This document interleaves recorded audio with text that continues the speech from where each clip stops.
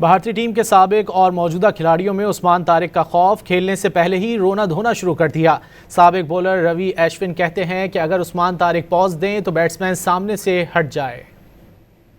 अगर वो बॉलिंग के लिए आके रुक रहा है, the batsman has the right to move away. वो कह सकता है कि मुझे लगा वो रोक रहा है।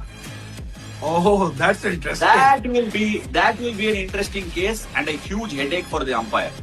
So, do you see any Indian batsman can do that? Because they must be thinking. मैं होता तो करूंगा।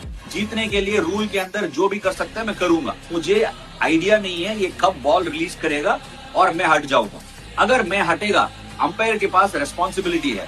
Imagine the pressure that it will put on Usman Tariq. Match का बीचों बीच अगर वो बॉलिंग के लिए आके रुक रहा है, the batsman has the right to move away.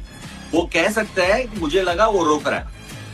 Oh, that's interesting. That will be an interesting case and a huge headache for the umpire.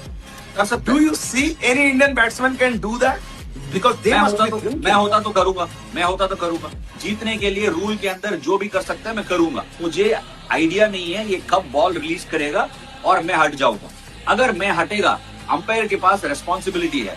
Imagine the pressure that it will put on Usman Tariq. Match का बीचों बीच